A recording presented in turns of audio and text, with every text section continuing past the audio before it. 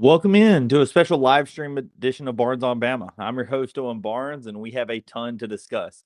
I know we're probably going to have a slow trickle of people coming in. I know I kind of said earlier today that I was going to do this live stream. I had mentioned on some of the shows previously that I was going to do this, but I wanted to still go ahead and do this live stream for a couple of reasons. One, I was out of town for Thanksgiving, so I was unable to do the normal previews and breakdowns of every game. So I wanted to be able to have some time to talk about what happened in Las Vegas with the Players Era tournament. I think there were a lot of things that you can learn about what happened in that tournament. I think Alabama had some great things that happened, obviously some poor things that happened in that Gonzaga game. So I think there's plenty of things that we can learn from that tournament. Additionally, I would say I want to talk kind of just about what I think the outlook is for the future, because I think that there are a lot of really good things coming for the basketball team. So we'll talk about those. We'll start with kind of the Gonzaga game. We'll work our way through all the games that happened in Las Vegas. We'll talk about all the ones there, and then we will kind of talk a little bit about what's going to be happening this week. Just a little bit of a heads up. I will be recording again, probably maybe tomorrow to drop it tomorrow evening for the Clemson preview. It's going to be happening on Wednesdays. If you're interested in that game, just go ahead and subscribe to the channel. That episode is going to be coming out here very shortly.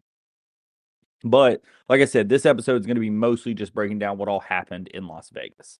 So, last thing before we get going, if you're interested in any of the written content, if you're not subscribed to the YouTube, go ahead and do that, or also visit bardsonbama.com. That's where you can find the pregame threads and stuff like that. It also does happen over on Twitter as well. So if you'll follow me on Twitter as well as the website, you will be able to see all the stuff that's happening from that perspective.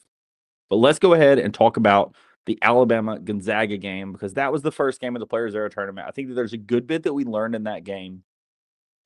Obviously, there's some things that Alabama needs to get better at, and I think that those were pretty evident and pretty clear in this game. But I will say there was a few things in this game that I was not expecting. The first thing that I wasn't expecting is Latrell Wrightsell does not play in this game. Obviously, it comes out right before the tournament. Latrell Wrightsell is not going to be playing at all in the Players Era tournament.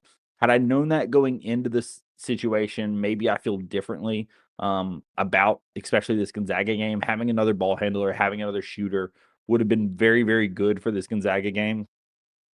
At the end of the day, this came down to the front court. I was of the mindset that Taylor Bolbowen and Keaton Bristow, Bolbowen showed us in the St. John's game, and Bristow showed us in the Illinois game what they were capable of. And I thought that they were going to be able to combine to do well against Graham Ike and Braden Huff. They weren't terrible against Ike, against Huff.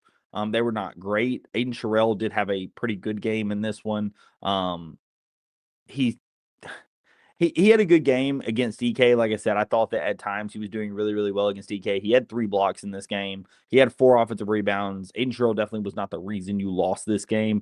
But honestly, the person that hurt you the most was actually Tyron Grant Foster, a guy who I thought that Alabama was going to know what he was capable of just because having played him in the past. He hit 1 3, which, was kind of his percentage. He only made 25% from that game, and he was sub 20% on the season. So that was kind of what you expected out of Grant Foster, but he was really elite down low. And the place where he was dominant was 5 offensive rebounds. And those 5 offensive rebounds felt like he was just out hustling everyone else. The thing that we had seen with Keaton Bristow, where he was out hustling everyone else in that Illinois game, that's what you saw at a time, Grant Foster. And our inability to keep him or Braden Huff off the glass was really the difference in this game. Gonzaga has 20 offensive rebounds, and that really killed us in this game.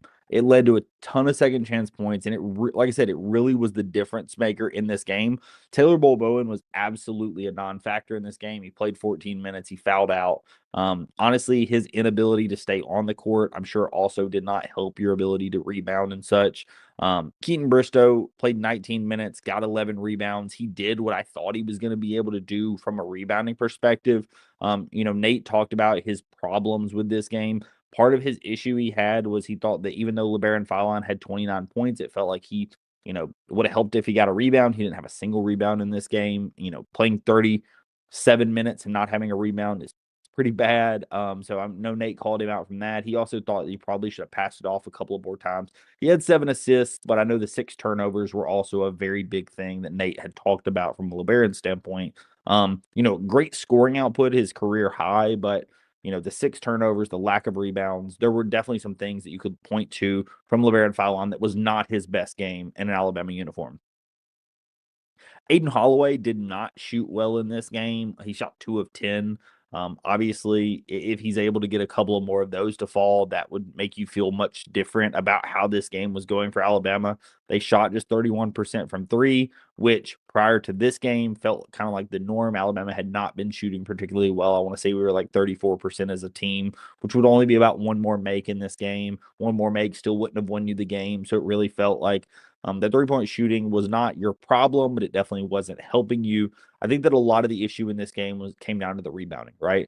Alabama had played multiple dominant front courts, and I think that Gonzaga was another one of those. Again, I think that against Braden Huff, Alabama struggled more. Against Graham Ike, Alabama actually did okay. He had 21 points and 11 rebounds, but you held him 8 of 18. I thought Aiden Sherrill on him was actually a pretty good matchup. At times, Aiden Sherrill was kind of mirroring him. The problem was, you just didn't have anybody truly to match up with Graham EK, or sorry, with Braden Huff. And I think that Braden Huff was able to do kind of what he wanted to do. Tyron Grant Foster, though, as I said, was a huge difference maker in this game for Gonzaga. Alabama also shot free throws pretty poorly in this game. Aiden Sherrill shot 2 of 5.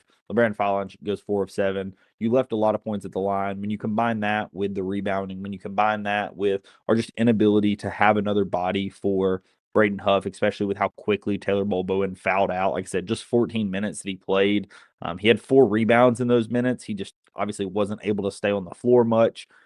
That was a major problem in this game, and it ended up being the difference maker in this game. Additionally, you have a guy like Houston Millette that, played a ton of minutes, but was not very effective. He goes 0 of 2 from behind the arc. Has just 2 rebounds.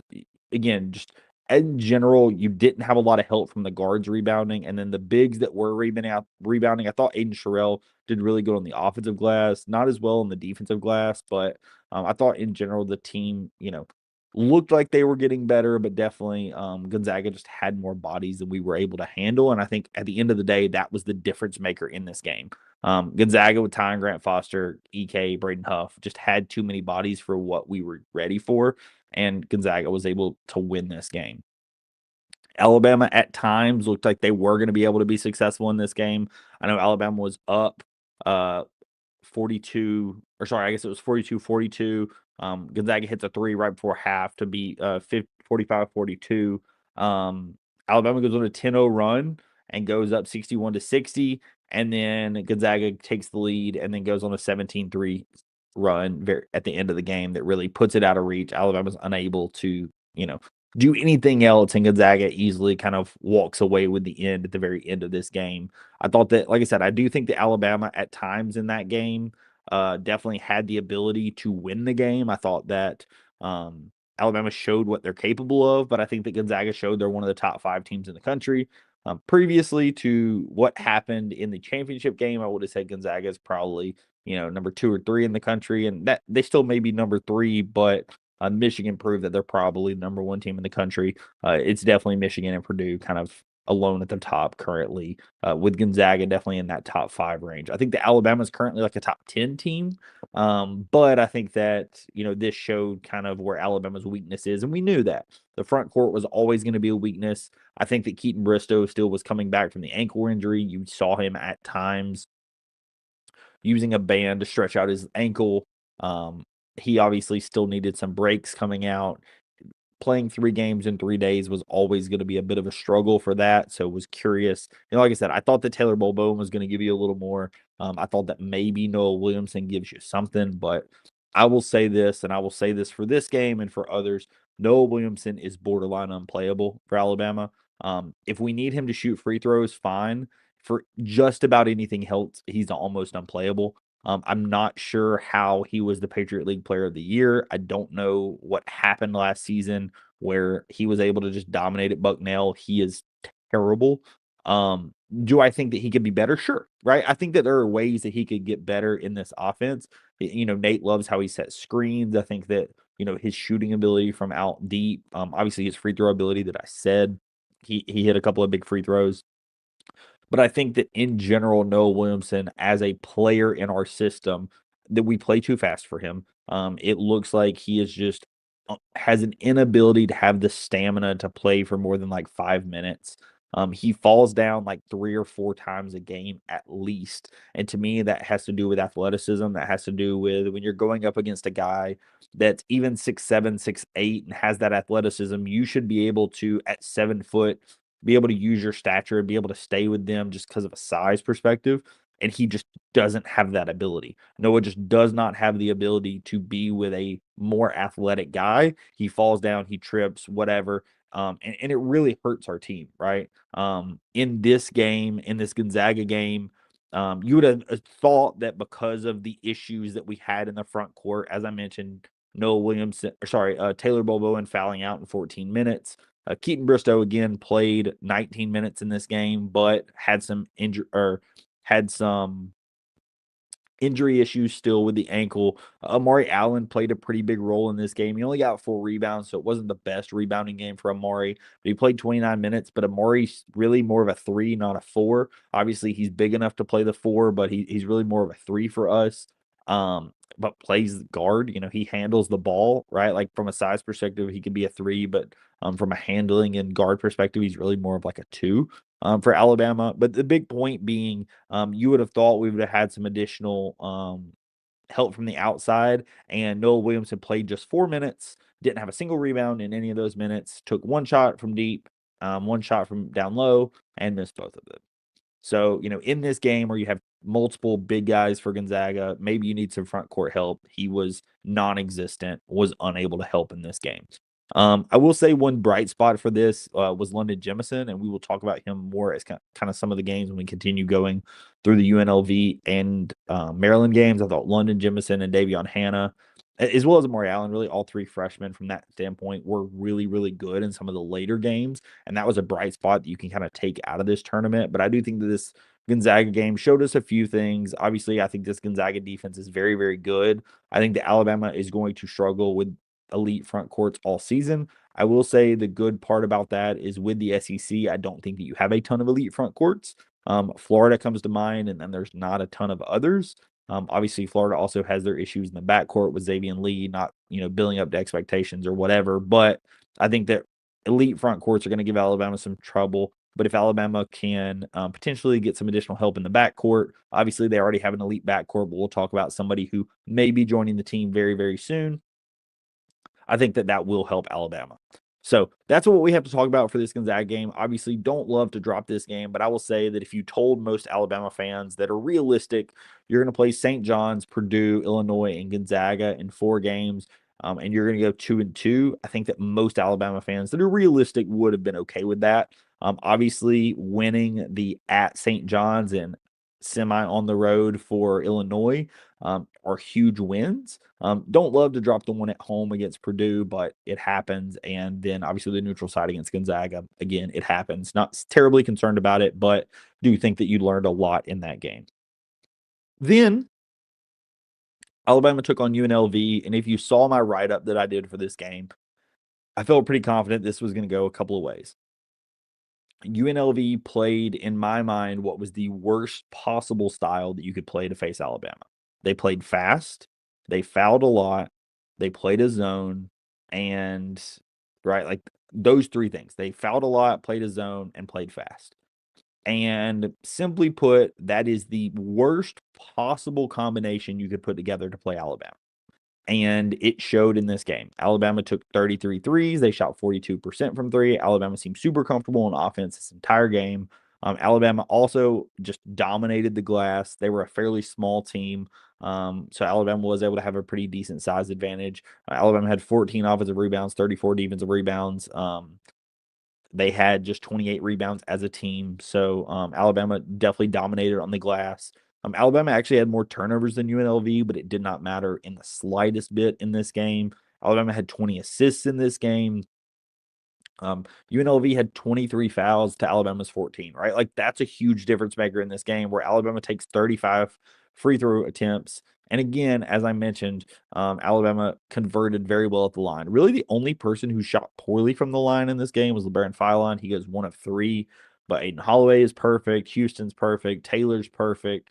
London Jemison goes 6 of 7. Noah Williamson goes 2 of 2, as I mentioned. Noah Williamson in this specific game was okay. He had 6 rebounds, he had 2 assists, he did have 3 turnovers, but he was okay in this game. He, made his only other layup attempt of this game, had 4 points to those 6 assists that I mentioned. But again, this was a UNLV team that was very, very, very overmatched. So Noah Williamson playing well in this game, it's great to see, but what it tells me is he's elite against inferior competition. But if you have an athleticism, skill where you're going to be an SEC type big, I think that he's going to struggle. Right. And that's what this UNLV game told me, is that he has that ability, but again, you're going to struggle when you go up against really elite competition. Some guys I thought that really need shout outs in this game. One, you have a guy like Aiden Sherrill. Again, I think that he honestly is a fairly big bright spot from this entire tournament. He had just 7 points, but he had 8 rebounds, including 4 offensive. I thought that Aiden Sherrill continues to be, he's getting better and better on the glass all tournament. I thought that he was better on the offensive glass.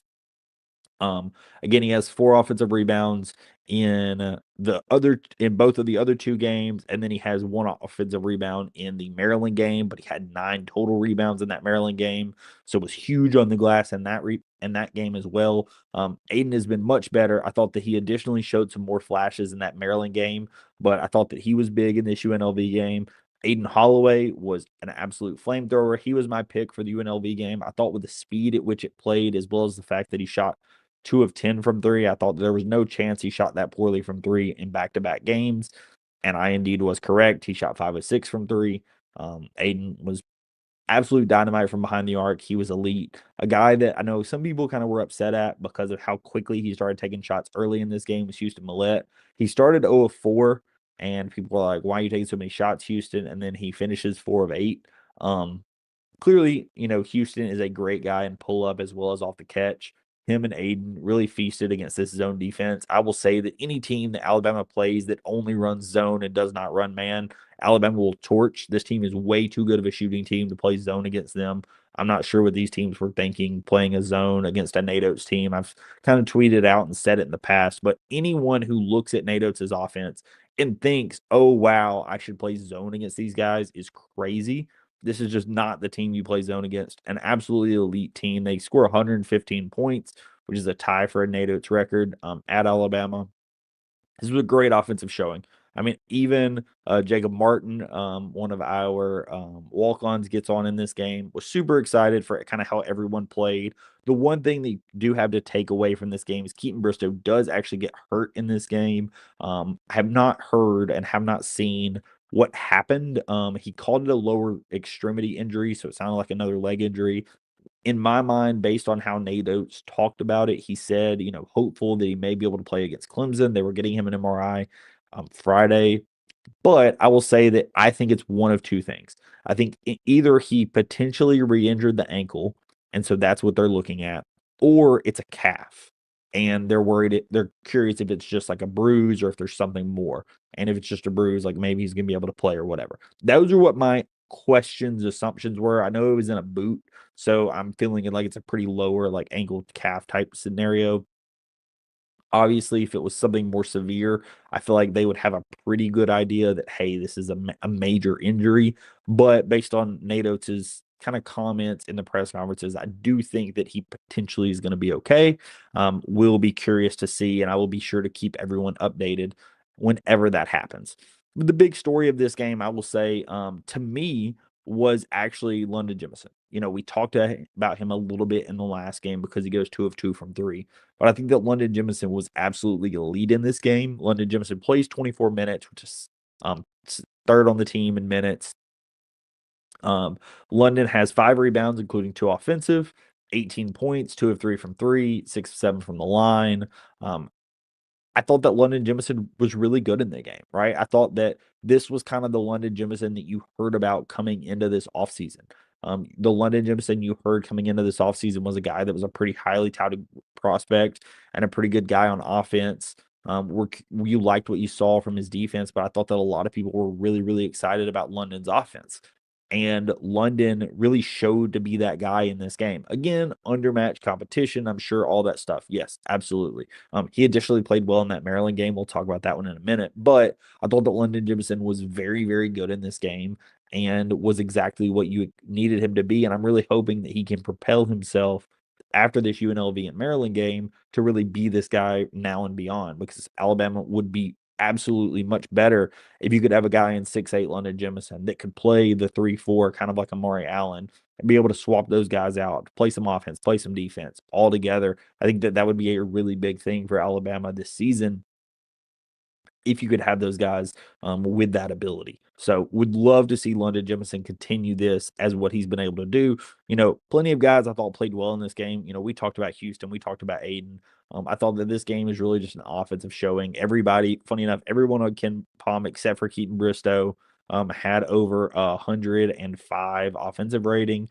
And then Noah Williamson is the only one at 105. Everyone else is over 119.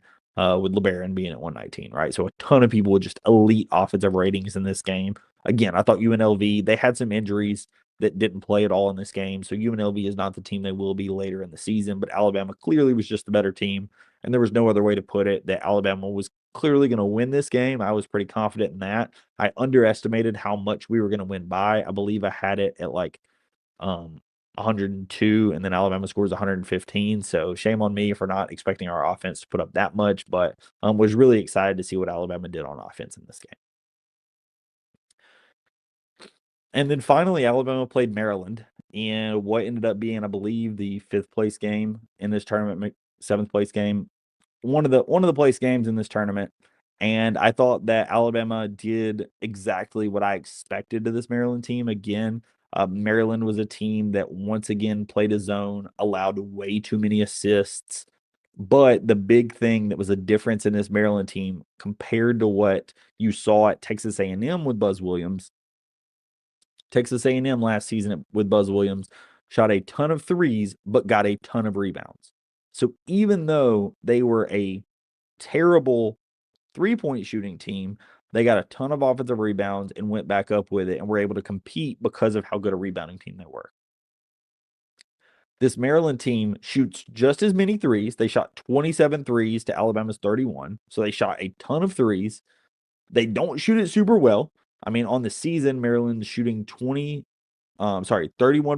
from three. So they are not a great three-point shooting team, but they're also not a great rebounding team. Alabama gets 49 rebounds in this game to Maryland's 30. So Alabama gets 19 more rebounds than Maryland in this game.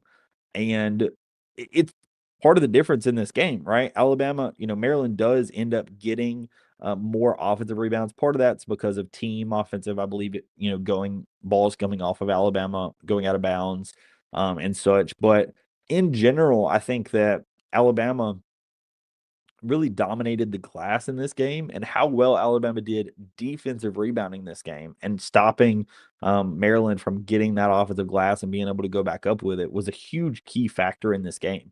I mentioned a few minutes ago about how Aiden Sherrill was dominant in this game. Aiden Sherrill ends up just being just one rebound shy of a double-double. Nate put him back out there to try to see if he could get it, and unfortunately, Maryland didn't miss a shot when he did it, and so Nate had to just pull him. The one rebound shy of the double-double. Aiden finishes with 11 and 9, but he also has 5 blocks.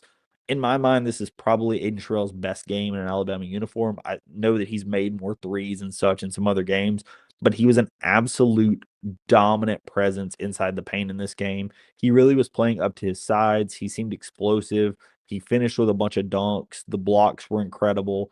I thought that how well he played in this game was how you need Aiden Sherrill to play in the future. Really just prove what you're capable of and do what you're able to do, right? I thought that Aiden was very, very, very good in this game. The other Aiden was also elite in this game. He finished with 17 points and 10 assists with a double-double for his first double-double in an Alabama uniform or in his career. So he had 10 assists with 3 rebounds. Aiden Holloway, goes 5 of 7 from 3, another great shooting night. Houston Millette was my player to watch. He goes 3 of 6 from 3. Both of those guys shot really well. LeBaron Fileline goes 2 of 4 from 3. Bull Bowen was really the only guy who did not shoot. Him and Noah Williamson are the only ones that did not make a 3, that attempted one.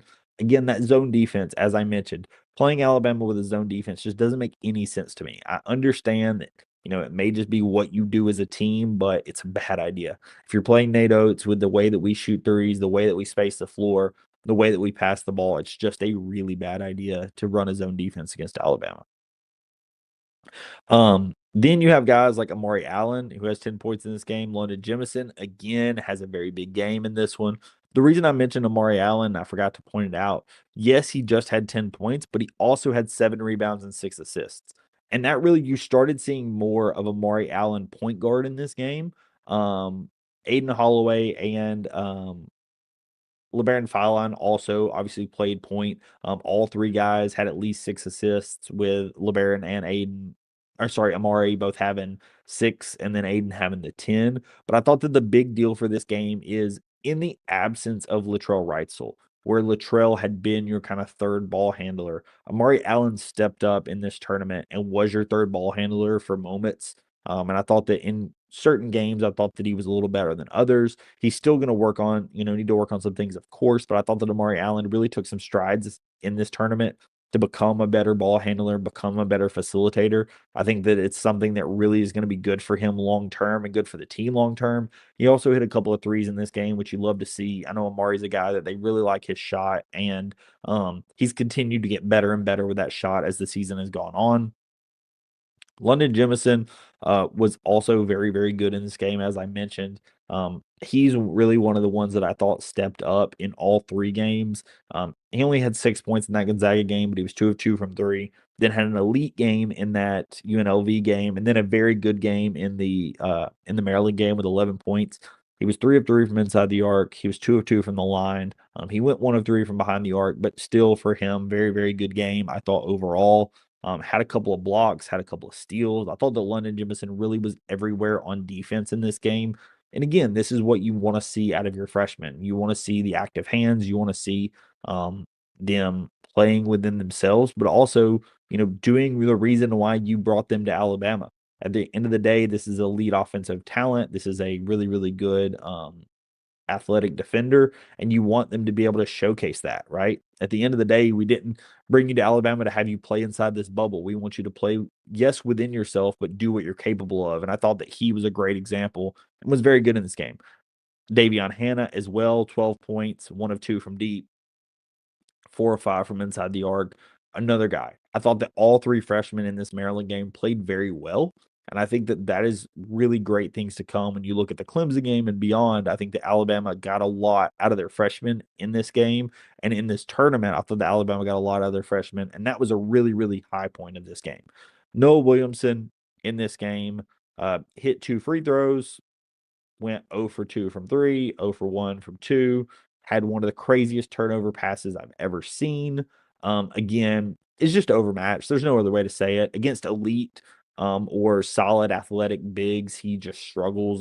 There's no other way to really point it out. I thought that Aiden Sherrill was elite against Payne in this game. Payne ends up going 5 of 13 from inside the arc. He was really, really good on Payne all game. That's a big that played in the SEC all season last season. He's going to have a lot of success in the Big Ten, and Aiden Sherrill was able to kind of lock him up all game. Noah was unfortunately just unable to do a whole lot against him. And again, as I've talked about, not trying to belabor the point, but I'm not exactly sure how, unless it was a situation where Noah's skill was just better than everyone in the Patriot League, and maybe that's the case, right? Maybe against teams like UNLV and lower level teams, Noah is an elite player, and that's great, right? I just think that he struggles very much with that step up to the next level of competition, and that's what we've seen in more of the more difficult games this season for Noah. Couple of key takeaways that I think you could take away as a team from this game. Obviously, the rebounding with 49 versus 30. I thought the Alabama's rebounding against this Maryland team was great. Obviously, Maryland was not the best rebounding team, as I mentioned, but I think the Alabama was very, very good in this game. Alabama also has 29 assists in this game at like about 76% assist rate. Maryland was one of the worst teams in the country at giving up assists. So if you dug into the numbers prior to this game, that shouldn't surprise you. Also, with how well Alabama shoots the basketball, it's kind of a situation when you're playing this kind of zone defense, if the shots are able to be made and if you're able to make the cuts and stuff that you're able to do with a NATO system, and the passes are there, the points will be there, right? The assists will be there. I think that that's really what you saw in this game. I think that a lot of the assist numbers also come from strong finishing around the rim from like a guy like Aiden Sherrill going up and actually finishing with a dunk, finishing hard. I think that Alabama did a better job in that Maryland game at actually finishing through contact, finishing tough. And I think that's really a successful thing that Alabama did in this game, that I hope we'll be able to bring on for the future of the season, right? Maryland is not an elite team. Honestly, on our schedule, Maryland is currently 94th. They're around the level of like South Florida, and they would be the worst team in the entire SEC, worse than South Carolina. So put it into perspective. This Maryland team currently per Ken Palm, obviously it's early Ken Palm rankings, so take it with a grain of salt. But early Ken Palm rankings have Maryland as like the worst team in the SEC. So this is not like you're playing elite competition, but at the minimum, this is a Power Five team that has Power Five prior SEC talents on it. Again, Payne is a guy who played a lot of time in the SEC last season. And so to have success against him is something that I think is worth noting. You don't want to just point out that there's nothing going on. I see Fred mentioned, is there an update on Bristow and Bethea? So this is a good segue. On Bristow, I have not seen, and I will check here on a couple of guys really quick just to see if I don't believe Nate has had a press conference this week. My gut says his press conference will be tomorrow for the Clemson game for the SEC ACC Challenge. If it comes out, if you'll subscribe to me on here on YouTube, I will talk about it in the preview of the Clemson game tomorrow, as well as I'll tweet it out over on Twitter as soon as the information comes out. But as far as I have seen, I have not seen an update on Keaton Bristow yet. As far as Jalil Bethea, I'm not saying he 100% is playing in the Clemson game. What I am going to say is that my prediction this whole time, if you've been subscribed to the channel or seen any of my stuff, has been that Jalil Bethea will play for the Clemson game. I thought that the time frame made the most sense. I thought that it didn't make sense for us to bring him back for the Players Era tournament because it was 3 games in 3 days. But I thought that if he was ready around this time, that he would be ready for the Clemson game, and that's when I expected it. Then a couple of people here this past week commented under his Instagram, something like, when you going to be back? And he's like, oh, more sooner than you might expect. And then somebody commented, you playing on Wednesday, and he just did the eye emoji, right? The 2 eyes. So I'm of the mindset that I think that Jalil Bethea plays this game, right? If he does not play this game, I would suspect that Jalil Bethea will be playing for the UTSA game on Sunday, right? I think that either this game on Wednesday or the UTSA game on Sunday, you will see Jalil Bethea in an Alabama uniform. That's one I think makes the most sense from a timeline perspective. I think that he's obviously been practicing with the team here recently. If y'all have seen, I tweeted it out, and I know a couple of people said some stuff that he was practicing with the team for the Illinois game even. So this is a guy who is getting back and will be very soon playing with Alabama, but he is somebody that I suspect is going to be playing this week in an Alabama uniform. Would love to see it. I know you said we need him against Arizona. I would agree. I think that having him against a guy like Barris, Braxton against Arizona, I think would be very, very good to have him in that game. I think that Jalil Bethea would give us an additional shooter. I think that the real question mark when you're talking about Bethea is what he's going to do from a defensive perspective. I know some people look at him as really just an offensive talent and an athletic talent, which, of course he is that. But I am curious what he's going to give you on the defensive side of the ball just because of how good the wings are this season. When you have a guy like Amari Allen that is a great rebounder, or a guy like London Jemison that has really stepped up so much this season. And again, stepped up in that Players Era tournament to show you he can be a rebounder, to hit some additional 3-point shots, to continue to facilitate on offense as well. I think that Jalil Bethea is going to have to continue to actually show that he can play on both sides of the basketball, because if he's only an offensive talent, I will say that it's going to limit how much we can really play him out there. Because I think that everyone else on this team Save for at times LeBaron Philon, I think is a pretty good defender. LeBaron, obviously, when he locks in, can be a very good defender, but game in and game out, he sometimes struggles. Aiden Holloway, I've really been impressed, and I saw it again in the Players Era tournament. I think that he's done a really good job stepping up his defensive effort and intensity this offseason. I think that he's done a really, really good job on defense. Is he an elite defender? No, but like he's way better than he was last season. And it's really allowing us to keep him out there more than we have been able to than we were able to last season because of how much better he is of a defender. Again, I think that additionally, if you're looking at a guy like Jalil Bethea, or Latrell Wrightsell. I think that both of those guys back for this Clemson game and then for that UTSA game to prepare and kind of get ready for like, hey, this is what whatever injury we've got going on. Obviously Bethea coming back from the injury, and then Bristow and Wrightsell getting more back to full playing shape. I think that if you can play him in that Clemson game, be able to survive and win that Clemson game at home in Coleman Coliseum, then they can play against UTSA and Austin Claunch. And then you have a full week of prep for that Arizona game, which would be a very big deal before you go to Birmingham and play Arizona on Saturday, the 13th, right? So it would be a very, very big deal if you could do that.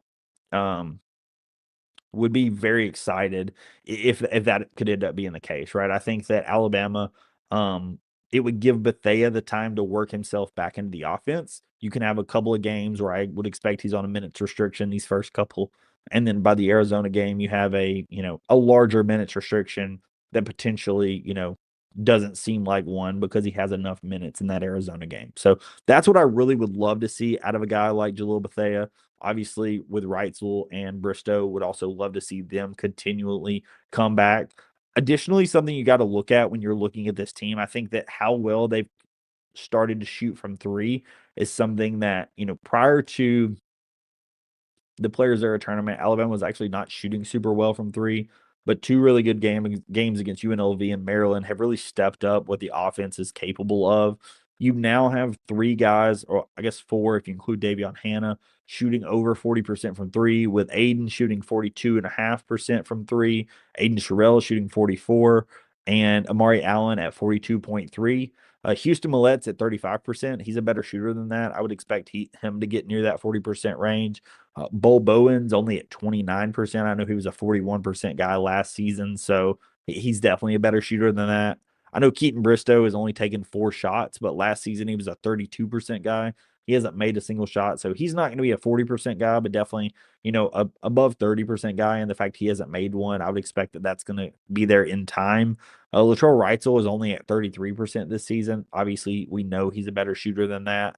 Davion Hannah, like I said, is at 40% this season. And then London Jemison has stepped up to like 35%. So you don't have a single guy on the floor outside of Taylor Bowen that's under 33% that's playing any substantial minutes. And the fact that Taylor Bowen, as we mentioned, currently he's 7 of 24 from deep, but last season he was 29 of 70 at 41%, including 47% in conference. So he is a much better shooter than that. And I'm sure it's probably a bit of a mental thing as well as what we have him doing and, how physical we have him trying to be on defense, as well as, sometimes in these early season matchups, especially when you're going up against elite competition, that hurts you, right? When you're playing elite competition from a defensive perspective, it sometimes hurts your offense because your legs are more tired when you have a guy that's 6'10", 7 foot leaning on you all game, right? When you're going up against Braden Huff and Graham Ike, that's going to hurt your 3-point percentage in general, right?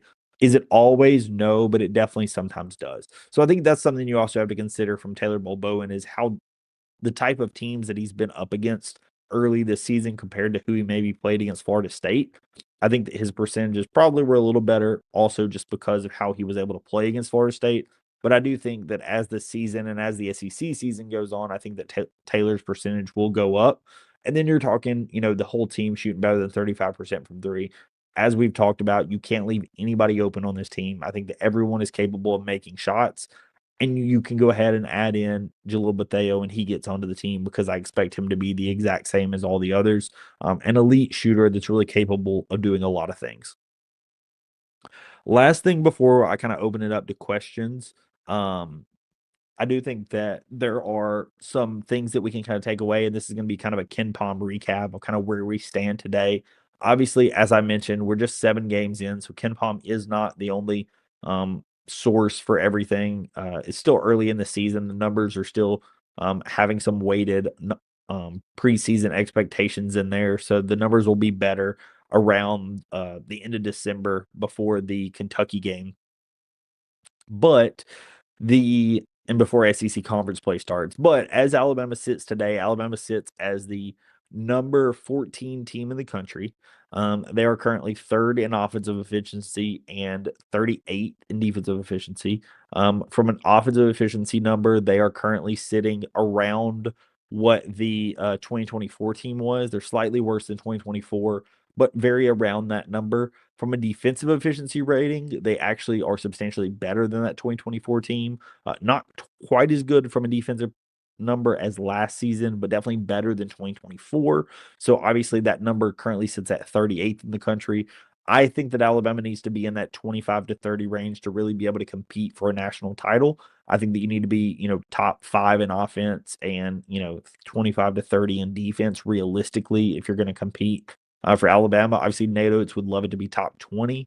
And I think that's possible, but I think that realistically, as long as you're 25 to 30, I think you at least have a chance with how good the offense will be. Currently, we're 8th in tempo. We know that Alabama loves to play fast. Rebounding is the one spot where Alabama obviously is struggling pretty handily right now. They're 158th in offense and 183 in defensive rebounding.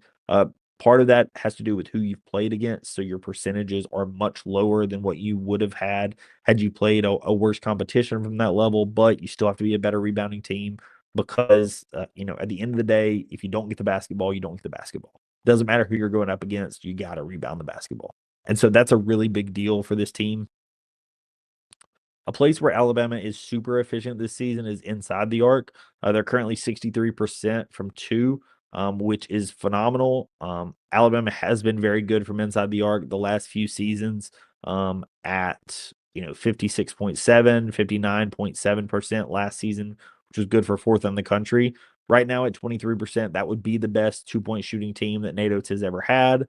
Not sure if they will be able to keep that up for the full season, but that's definitely a number to keep in mind. If you continually finish that well around the rim, that definitely helps your offensive output, of course. Additionally, something that I think that Alabama has been very, very good at. Obviously, we know they take a ton of threes. Right around 50% of their shots this season have been from 3. But the place where they have been very good is running other teams off the 3-point line. They're currently 50th in the country at running teams off that line, as well as not allowing assists. I think that Alabama has done a pretty good job, um, staying attached and making, if somebody's going to beat you, make them beat you one-on-one, and don't leave your man, don't leave the wide open shot, because obviously the ball moves faster than your feet do. And if they can pass to the open man and make that open shot, then Alabama's going to struggle handily this season. I thought the Alabama in general has done very, very good of that, but I think that overall that is something that you kind of have to look at. Finally, something worth noting, Alabama currently has the number 2 strength of schedule in the country, only behind Oakland. The only other team in the top 10 of strength of schedules that's in the top, 10 of Ken Palm is actually Michigan, which just shows how dominant that Michigan team has been so far this season. But Alabama, as we know, has played an absolutely ridiculous schedule. Alabama probably will be one of the top teams in the country because Arizona is going to increase that as well. Clemson is no slouch. And then with the SEC schedule, Alabama probably finishes the number 1 schedule in the country. Again, as we suspect, Nate Oates is a madman with his scheduling. But obviously, this will prepare you for the season and beyond. I'm going to open it up to question. All right. So, Fred, you said who's the best team in the SEC? As of this very moment, statistically, it has it at, if you ask Ken Palm, they would say Vandy is currently number 1. I would disagree with that sentiment. They have Vandy, Kentucky, Tennessee, Alabama. I will say that Vandy is a team that has surprised me. I thought that they've been very good. I think that Mark Byington has done a really good job in Nashville. I think that Kentucky obviously is a very good team. They have struggled against Louisville and Michigan State, which is 2 of the best teams they played. So the fact that they've only played 2 good teams and lost to both of them does concern me a little bit. We'll be curious to see what happens when North Carolina plays Kentucky on Tuesday. That's going to be a big game in Rupp Arena. I think that will tell you what you need to know about the Kentucky team. Um, Mark Pope is not super happy with what he's seeing out of Kentucky right now, so that is something that I think is worth watching. Florida is a team that you also still need to watch. I think that Florida is a team that I think has the ability to be there, but I think that because of how poor Boogie Fland and Xavier Lee have played this season, it's something that definitely concerns me. When you currently look at Florida's shooting numbers, Boogie Fland is at 24% from three. Xavier Lee is at 21% from three.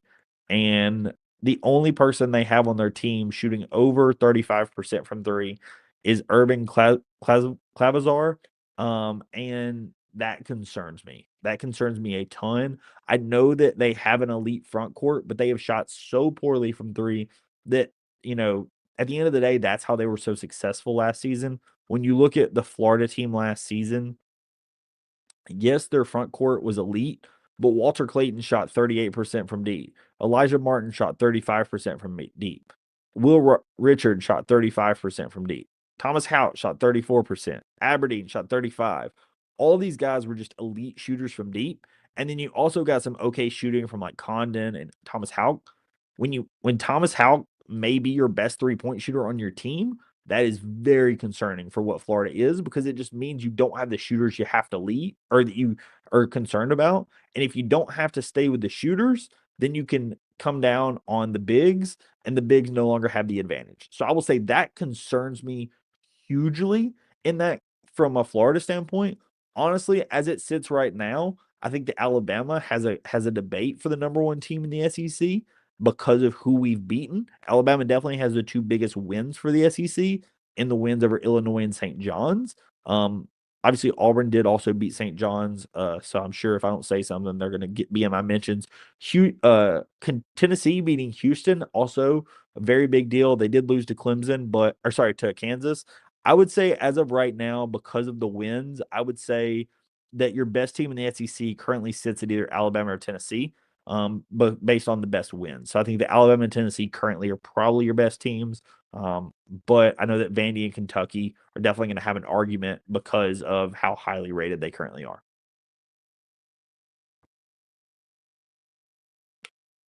Yeah, so Dragon, you're talking about the Reitzel injury. I mentioned it just a bit ago. I'm sure you might have missed it. So with Reitzel, from what Nate Oates said, it was kind of a couple of things.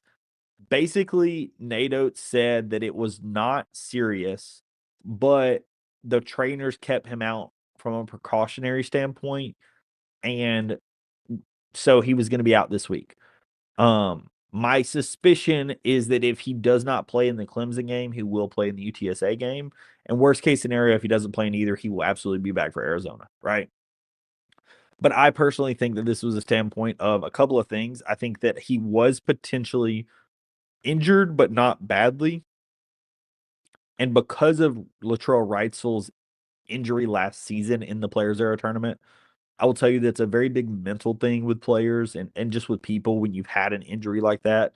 You're second guessing everything and worried that, it's an Achilles, right? So, like, he didn't do anything wrong. He didn't do a wrong cut or anything, and his Achilles just burst. And in some cases, when you're dealing with an Achilles injury or an ACL injury or anything like that, you're sometimes dealing with weakness in another spot of your knee or your leg, and you overcompensate for the weakness, and that's what causes you to tear it, right? You're having some weakness in one part of your knee, and all of a sudden you put extra strain on the other, and that's what tears. So if he was having any soreness or injury related to his leg, especially with him post Achilles, and this being the same tournament that he tore it last season, it just was a big combination of this isn't a great idea for him to play. And if he could sit out for 3 games and be able to play for the rest of the season, then do it, right? I think that that's more of what happened in this game. I think that this was as much of a I'm not going to say a mental sit out as a physical sit out, but I think that it partially had some mental to do with it for sure because if it was the players era. And I think additionally, if he had some soreness, again, soreness is sometimes what causes other injuries. Not to say is what caused the original one, but it definitely does sometimes cause injuries. So I will say sitting him out, I'm completely cool with. Um, but I do not think this is a long-term injury past, like, if he sat out this week, would it shock me? No. But if he sat out for the Arizona game, that would shock me, right? I think that he's back before Arizona. Not sure about the other two. I'm sure since you just joined, I also mentioned I do think Bethea is back. He did put some stuff under some Instagram comments that reference that he might be back for this Clemson game. I suspect Clemson or UTSA is when we get Jalil Bethea back on for the first time in a Alabama uniform. Big folks, have the freshmen surprised you with their readiness this early? Absolutely. I think that there are a few guys that, when you think about what the freshmen were and how they were ranked in the recruiting rankings, I think that a couple of things kind of come to mind. You first look at the fact that London Jemison was the highest ranked recruit. I think that prior to this Players Era tournament, London Jemison was the most, now, most, keep that in mind, does not mean he is, but the most forgetful of the three freshmen. I thought that Davion Hanna and Amari Allen had larger impacts early this season than London Jemison. However, I thought that London Jemison in that Players Era tournament played absolutely phenomenally, and he showed why he was the ranking that he was, and really was a very, very good player. I think that the two that have been the biggest surprise for me, especially if you can include that, I think that London has been great. And I think that Amari Allen, obviously, Amari has just been absolutely phenomenal. I think the reason why Amari surprises me so much is a couple of things. One, he was coming from Wisconsin, which is a place where he was not going up against great competition. A lot of people said that yes, he was highly ranked, and yes, he was, one of the top players, had a ton of scoring in Wisconsin, but he's not going up against anybody. All the players he's going up against are bad. And that may well be the case. However, Amari Allen has been phenomenal. I think the thing that surprised me so much about Amari is how good his rebounding has been. When you're dealing with a freshman, rebounding is one of the things that you're concerned about quite often because of the physicality that you see in college basketball. It's the thing that surprised you so much against about a guy like Noah Clowney when he was in Tuscaloosa. Noah Clowney was a natural rebounder and was just a phenomenal rebounder for us. And he was somebody that, again, was underranked. You weren't really sure what you were going to get out of him, and then just was a phenomenal rebounder all season. I think that that's really what surprises me so much about Amari. I think that he's been very, very good. I will say, there were people out there that kind of called him, said he was going to be bad, and um, I read some of those, and I will say that concerned me. But I will say additionally, when you're talking about Amari Allen, the reason why it doesn't fully shock me is in the offseason when you would see on Bama Online with On3 or any of the other message boards, or if you asked anybody who had been to practice, the two names that you kind of heard standing out the most of kind of like guys you didn't suspect that are playing really well was Amari Allen and Keaton Bristow. And the fact that both of those guys have made impacts here in this early season kind of shows me that, at the end of the day, what was happening this offseason really kind of goes to show how good these guys were. We knew that these guys were going to be impactful players just with how big they were.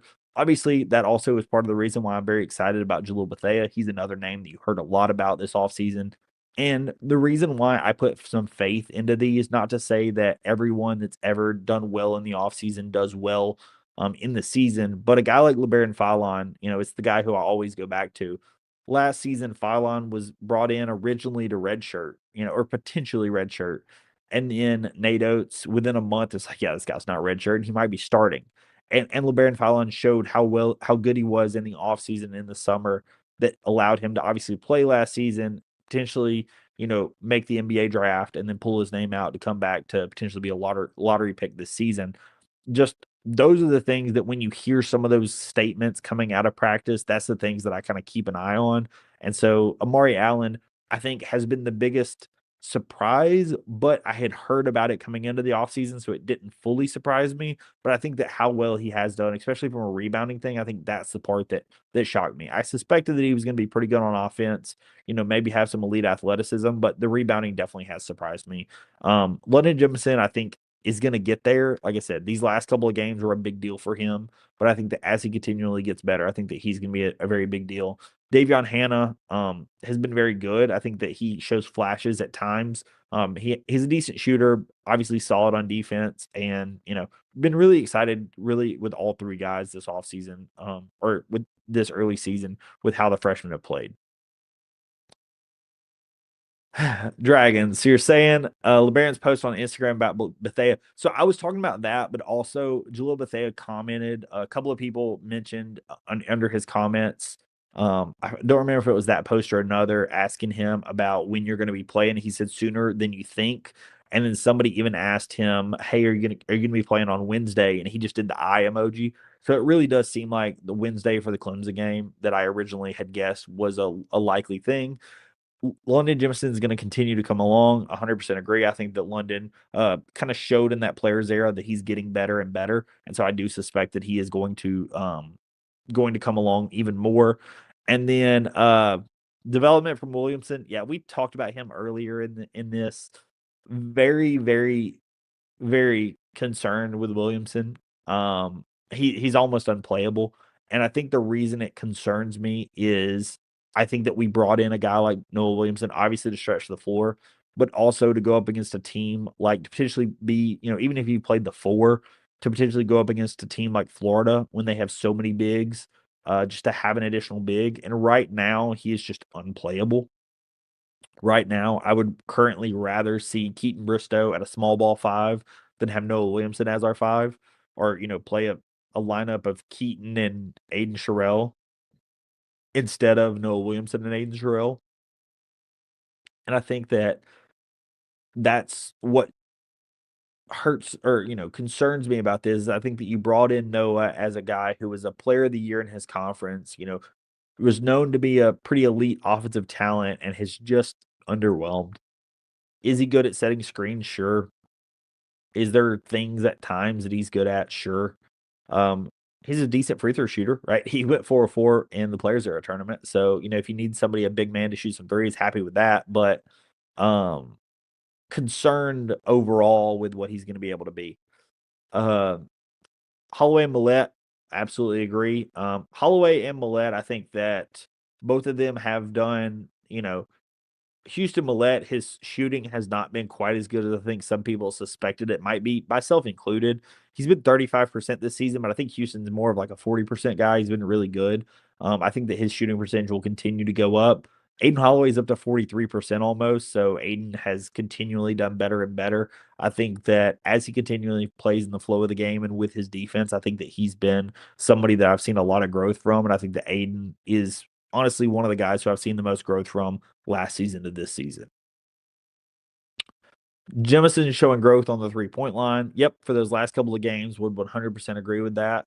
Um, yeah, saying Houston and Latrell and everybody to play their best against the best competition. Yeah, I mean, 100% agree. Like that's what you want to see, and that's a big deal. I think it goes into more than that. Also, it's one thing when you're asking them to play the best against the best competition, because I 100% agree with that notion, right? You want them to play the best against when they're playing the toughest competition. Remember that Aiden Holloway had 21 points against Purdue, right? Aiden Holloway was, part of the reason why you were in that Purdue game. He had 21 points where LeBaron Fallon had just 11. LeBaron shot 1 of 6 from 3 in that game. Uh, Houston Millette had 9 in that game, so he actually was decent. He shot 3 of 6 from 3. Latrell Wrightsell did not shoot well in that game, and LeBaron Fallon did not shoot well in that game, but Aiden Holloway did, right? So Aiden has had some games this season against tough competition that he's done well. Latrell Wrightsell has been the guy where you can tell post injury he has not been the shooter that he normally has been. In the 3 games that he's played this season, in that St. John's game, he was 4 of 8 from 3. That was by far his best game. He had 17 points. And then in the Purdue and Illinois game, he had just 6 points and 5 points. So I think that, clearly coming back from injury has not been quite as immediate as we, hoped it might be. I think that St. John's game, gave us the hope and knowing what he is capable of and knowing that he still has that within him. Also, the fact that he had 4 steals in that game, also shows you what Trelly can be. But I think that Trelly continually getting better from a 3-point shooting perspective post injury, right? Not saying that he's a bad shooter by any stretch, but getting back into his normal shooting rhythm post injury, I think is something that will help this season as it goes on. I think that's also the thing that you have to think about when you're talking about conference play is yes, you're struggling a bit currently. You've lost some games against some elite teams in Purdue and Gonzaga. However, At the end of the day, there's only one more team on your schedule before conference play that is a truly elite team, and that's Arizona. I think that Alabama will obviously have to play a very good game to beat Arizona. You'll need one of the best games out of Aiden Sherrill. You need Keaton Bristow to be healthy for that one if possible. You need Taylor Bowen to play a big game. I know we've talked about Noah, but if Noah can step up, you need somebody to play well. I think Noah is really just overmatched against Awaka and Koa Pete. So really, I would love to see a guy like Keaton Bristow available for that one. Um, because I really think you're gonna need Noah, no, sorry, Keaton, Aiden, and Taylor as much as possible, as well as a big game out of a guy like Amari Allen playing as physical as he can be, or London playing as physical as they can be. Because Koa Pete's just a very, very good player, and Tobe Awaka is as well. So those are just some guys that you're going to have to contend with in the Arizona front court. But I think that in general, that's the only other team before you get to SEC play that truly is an absolutely elite dominant team. The reason I mention that is Latrell Wrightsell has time to work himself back, and get fully back to 100%, back to the Latrell Wrightsell we know. Jalil Bethea, if he comes back for this Clemson game, he has time to start working himself back, getting into the flow of the offense, and getting fully ready and adjusted to what Alabama wants to do and needs him to do. Right? All these guys that are injured or are coming back, I think, have the time to get fully back into the flow of things. Even if you end up dropping that Arizona game, you're talking about a non-conference record of 10-3 and going into the SEC with a full head of steam. I think that's completely fine. I think that if you told us that going into the non-conference, I think that most Alabama fans that are realistic would have been okay with that. And I think that that gives us the hope moving forward of what you need to do with this team. Overall, love the effort recently with floor dives, tie ups, finishing through contact. Yeah, I agree. I think that the big thing that you have to look at that I have not loved from that perspective has been rebounding. I think that the rebounding, especially on the defensive glass, keeping opposing teams off the offensive glass, I think has been the biggest concern. I think that it's a combination of things. I think that it's both holding on to the basketball because I think that at times Alabama is getting their hands on it. They're just not holding on to it. And I think additionally, it's sometimes your guards not crashing in as much as possible when they're on defense to get the rebound and start the transition. As I've talked about in times past, I think that's my biggest thing with a guy like Amari being such a good rebounder is he can start the break. If you have guys like Aiden and LeBaron that can get that rebound and start the break, that just helps your offense so much because it gets the pace up and it gets you into the flow of the next offensive possession as fast as possible. Versus when you're relying on guys like Taylor or, any of, even Aiden. Obviously, can they put the ball on the floor? Sure, but you would definitely still prefer a guy like Aiden Holloway or Amari or Trelly or somebody like that to put it on the floor and really get the ball going as quickly as possible for that offensive possession. So I will say I agree with the general overall hard, blue collar mentality, hard hat mentality. But I will say that I think that the rebounding is the one spot that concerns me still. Until we fully put that together against an elite rebounding team, I think that's what will still be the question mark for me and the thing that potentially could hold us back. Again, you're talking about a handful of teams in the country that can really make you pay for that. But again, I was in Nashville for the SEC tournament last season against Florida, and not being able to keep them off the glass is part of the reason why you lost that game, right? Like a dominant front court has beaten Alabama many times before, and I think that if you don't shore up the rebounding, it will happen again. All right, couple last questions before we get out of here. I know we've been going a little over an hour, so happy to answer a couple more, and then we'll get out of here.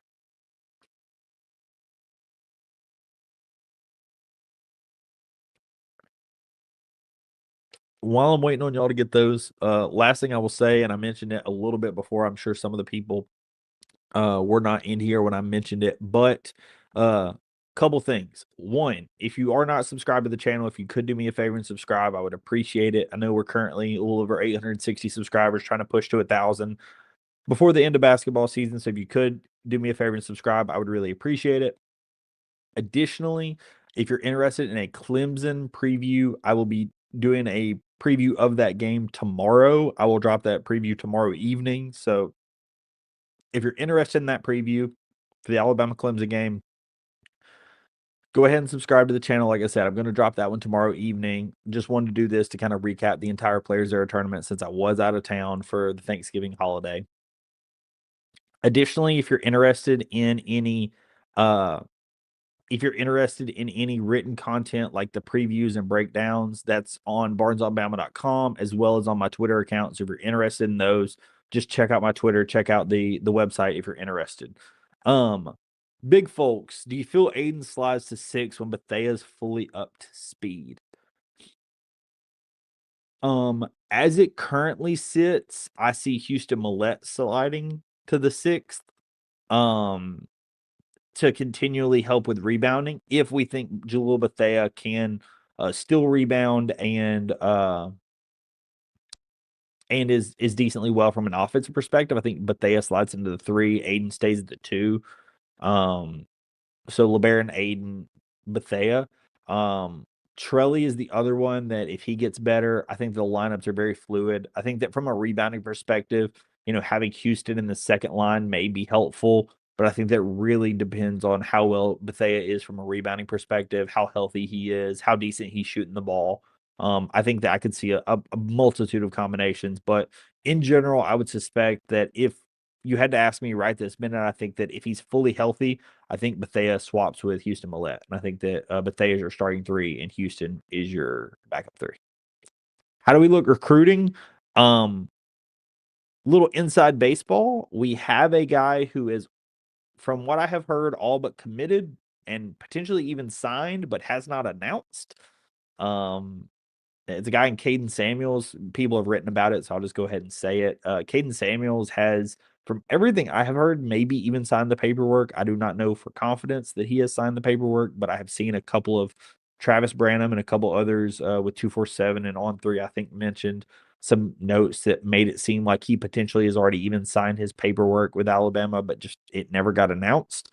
So just a heads up, that's one that we feel very confident about. I may have also accidentally let something go live on the channel that I shouldn't have and quickly fixed it, but not the point. Yeah, Caden Samuels is a guy we feel great about.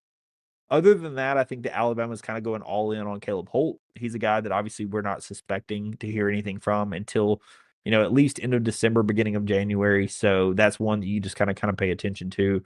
From what we've heard, it's really an Alabama-Arizona race potentially in that one. But Nate Oates and Preston Murphy are doing everything they can to not let him leave the state of Alabama. Obviously, an Alabama kid from Huntsville, just an absolutely elite player. Amari Allen carving out a big role. Yeah, I think that Amari Allen already has carved out a big role for himself just with how well he can rebound. He's continued to shoot the ball well. As I mentioned earlier, I think that especially with Latrell Wrightsville being out, I think that he's shown himself to be that third ball handler to still allow us to have 2 ball handlers on the floor, whether it's LeBaron and Amari or Aiden and Amari. I think that that's a big deal to have, that additional ball handler on the floor that really can run point. So yeah, I think that he absolutely is carving out a big role for himself, and I think he will continually be more and more of a big role on this team. Yeah, the news on Holton Samuels is really just that Samuels, like I said, from what I've heard, I think that it has not come out that he has signed, but all that we've read is that there's a high likelihood that he potentially signed. Like I said, don't know for certain, so I can't say yes, but I will say that I've seen enough that leads me to believe that he may have signed during the early signing period and it just never released. There are some guys that do that every season, so very curious. I do have thoughts. I will say that I both understand where Lane stands in the position and I understand where Ole Miss stands in the position. I look at it in a couple of ways. From what I have read, it seemed like Lane Kiffin was trying to tell LSU, I can't sign with you until after the playoff run. And Ole Miss was not okay with that. Ole Miss was telling him, you are not coaching a game in the offseason if you have not signed a commitment to come back to coach for us next season. From Lane's perspective, I understand why he would be upset by that because he's like, hey, I got my team to this point. Why are you not letting me coach? From Ole Miss's perspective, I understand it's a recruiting standpoint and you want to have the team ready for next season. You don't want your players to get poached, your staff to get poached, whatever. I understand that. I will say I understand where they both are coming from in that instance. I don't know who I think is right. Inherently, I think that Ole Miss probably is in the right, that it's, "Hey, it's your program. If you don't want your talent to get poached, I understand." But I will say I at least get where Lane is coming from, saying that, "Hey, I'm not gonna sign with LSU. I'm not gonna be their coach and your coach at the same time. I'm just not gonna sign with them until after our season's over." I think the problem is they started having conversation before the season was over. If this was a situation like Kalen DeBoer last season, right? I know some people have pointed out Kalen DeBoer last season. The big difference was obviously Nick Saban retired after the season was over. And so Kalen DeBoer in Washington's season was completely over. So there was no conversations with Alabama and Kalen DeBoer prior to the season. So Kalen just moves over to Alabama, not a big deal. That would have been a different scenario. I think the big difference in this LSU one is the fact that Brian Kelly was fired and, finally officially fired or whatever ended up happening. Um, so I think that that was part of the matter on that one, the fact that he was already gone. And so now LSU is looking for a coach. So they're reaching out to coaches. So I think that there's a lot more gray area in that one. Like I said, I do understand where they're both coming from, but it's a weird one, right? College football is kind of eating itself. The schedule has made it worse. And I know some people are like, "Oh, the reason we changed the transfer portal was so that players didn't, mess up the season or whatever." The problem you're going to run into is if schools are going to fire coaches that early, then they're going to look for coaches that early. That that simple, right? This would not have been an issue if LSU waited until yesterday to fire their coach. Because if they waited until yesterday to fire Brian Kelly, then you wouldn't be having conversations with Lane Kiffin today, right? You wouldn't be starting those conversations until potentially after the playoff, and then after the playoff, it doesn't really matter. So I think that was part of the problem. I think that how quickly you fired the coach also definitely made some things move a little quicker. D Woods, do you think we should go after a more of an enforcer big man instead of a stretch five? Yes. I think that there's a couple of things you have to consider when you think about that. I think that it's more than just big man or stretch five. I think that the problem with an enforcer big man is if when we're truly playing at our pace, a true enforcer big man cannot have the stamina that is needed to do that. And I think that that's where Nate has struggled to get bigs. I think that with the enforcer big man, having a guy like Aiden Sherrill that has the speed or sorry, has the um stamina to play at our pace, but also the size to play down low, that's a big deal. I think that Nate almost has to decide, and it's a weird position to put a player in, and I understand that. But he almost has to convince a player, hey, we're going to need you for like 15 games a year. And in those 15 games, you're going to play a ton. In the rest of the games, you may play 10 minutes, right? And I don't know. I think that's the problem is with an enforcer big man, when we're truly playing at our pace, I don't think that we have the minutes to offer a guy who can't run, right? Like, even think about like Cliff last season. Like Cliff was a standard big man, was not a stretch five.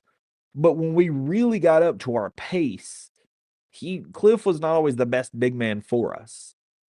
Having a guy to truly run the floor with us is sometimes a problem. And I will say that that is one thing that I think Natos is contending with when you're looking at a recruiting of a big man.